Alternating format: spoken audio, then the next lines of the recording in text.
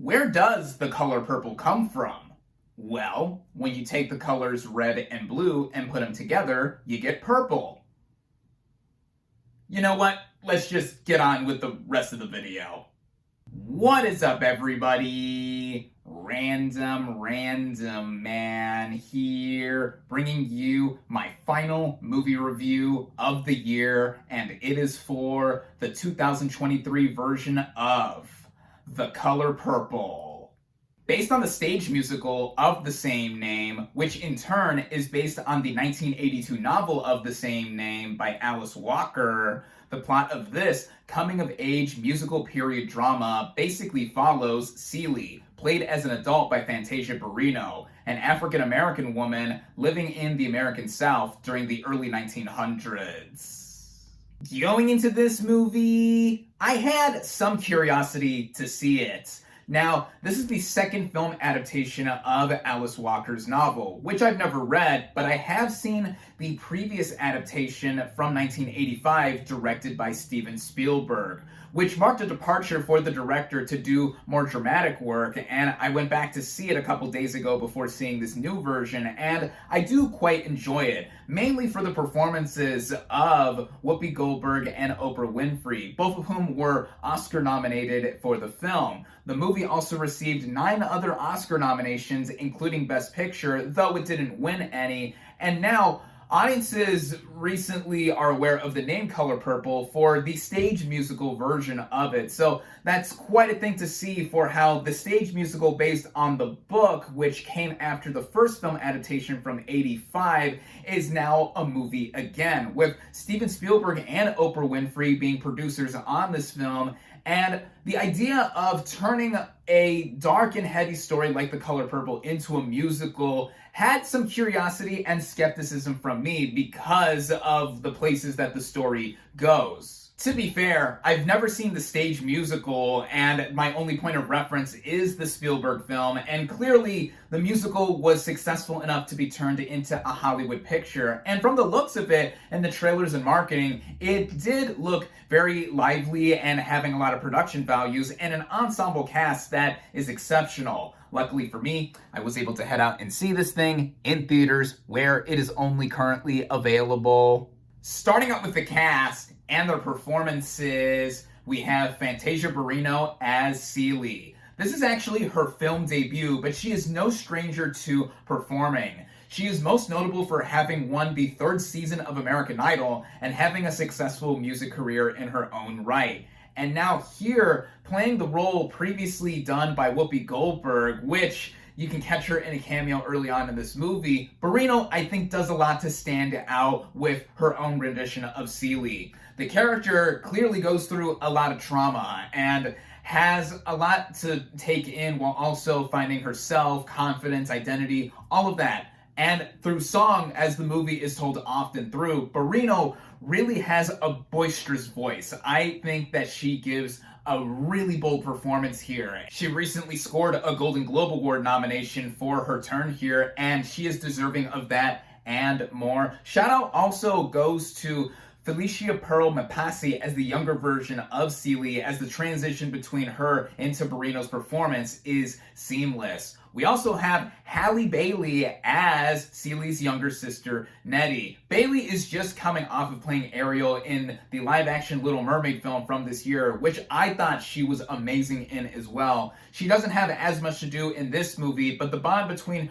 herself and Mapasi specifically as sisters is part of the heart of this movie. She also wrote a song that both of them performed together called Keep It Movin', and I thought it was cute, and Bailey continues to show why she is a star. Now, of course, there's a lot more to this ensemble to mention, like Coleman Domingo as Mr., the man whom Celie gets forced to be married off to, and he plays a vile human being here. Someone who is abusive and controlling towards Celie, and usually I've seen Domingo play suave and more cool characters, but here he shows a little bit more of his range than I've seen from him in the past. He was very good. There's his son, Harpo, played by Corey Hawkins, who displays a lot of the effects of what he has done to his house before Celie comes into the picture. I liked him as well. Danielle Brooks, plays Sophia, the role previously portrayed by Oprah, and is the woman who eventually marries Harpo. This is a very showy role, both in the previous film adaptation and here. Brooks showing off how she is a well-off singer and also representing a lot more of the trauma that specifically the black women in this movie have gone through and they're trying to get past. And Brooks specifically has also been nominated for a Golden Globe Award and a Critics' Choice Award for her turn here. She is also deserving of all the praise here. Yeah, I thought she was outstanding. Another big player here is Taraji P. Henson as Shug Avery, a showgirl and mistress to Domingo's Mr., and she has some show-stopping moments as well too. She's probably the biggest star of the film, and her being top billed helps show that someone of her caliber is able to really bring the movie to life, along with some other players with their own musical moments here. And there's other people in the rest of the ensemble, such as Oscar-winning / multi-Grammy award-winning musicians H.E.R and Jon Batiste in supporting roles, and a smattering of other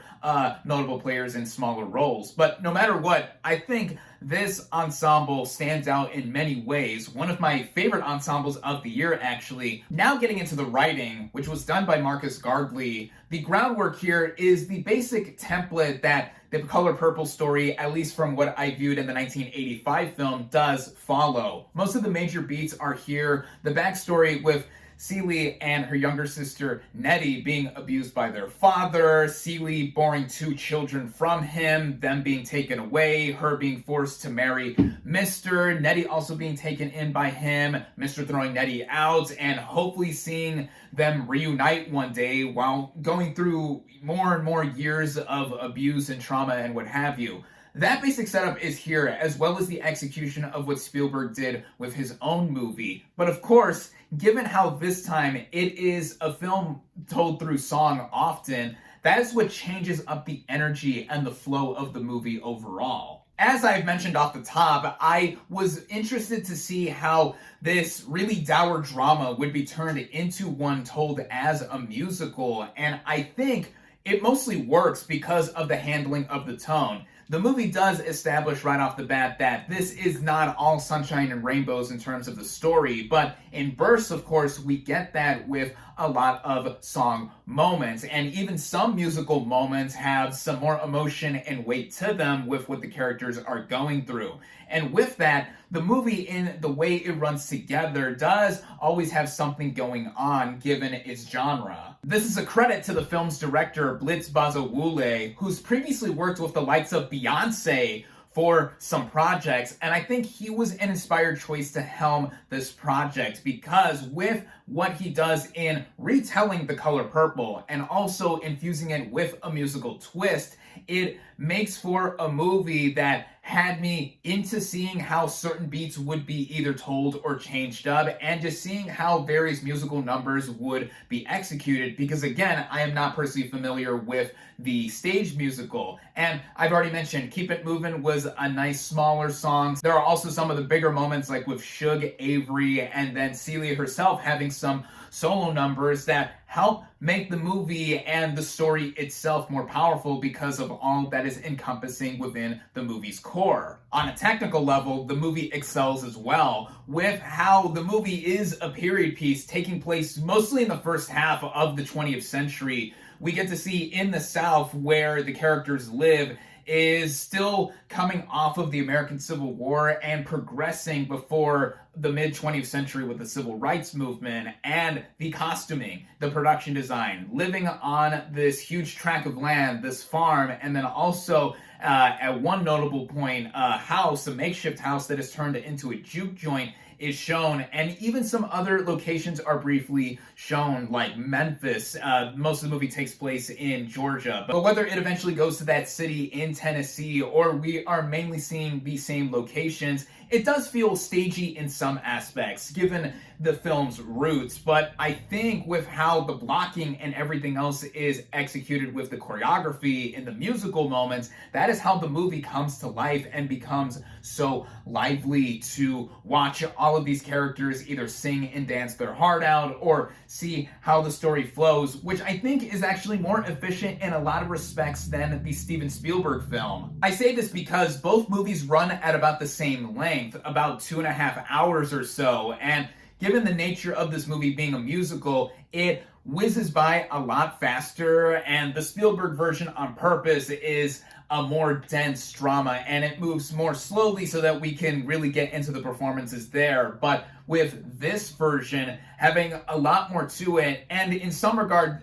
skipping over some parts of the story that I remember from the Spielberg film for the sake of efficiency and also giving us more numbers, I think that is what makes the movie more entertaining to watch as well. The music itself too by Chris Bowers, how it infuses all together, it makes the movie have a lot of craft, backing up the whole craft angle like I mentioned with its costuming and production values, and even the sense of joy that is felt despite this movie having a lot of darker moments to it. Towards the end of the film, this could have just been me personally, but I was feeling like maybe a number or two could either have been cut down or just excised altogether because I knew where the story was going, but it still did not leave me uninterested with what I wanted to see pan out with the finale and all, which felt a lot more small than I expected, but I think it backs up the overall theming that the movie does have because it is about family and growing up with a lot of hardship with Celie in particular. And I think that is what made the story stand the test of time in a lot of ways, though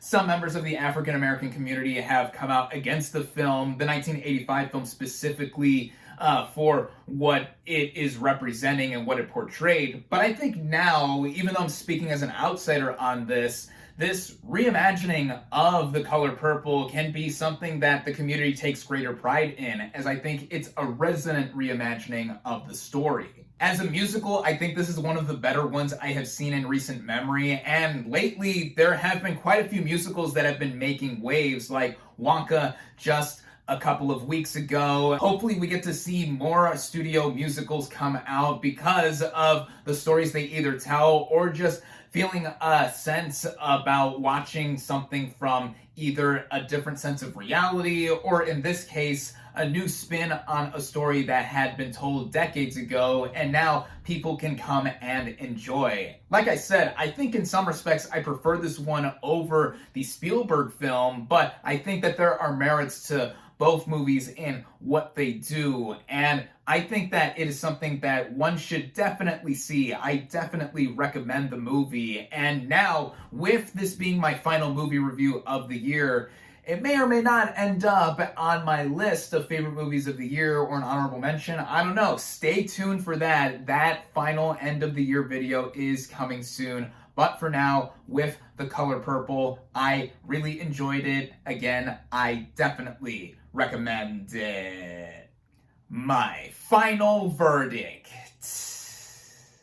for The Color Purple is 4 out of 5 stars.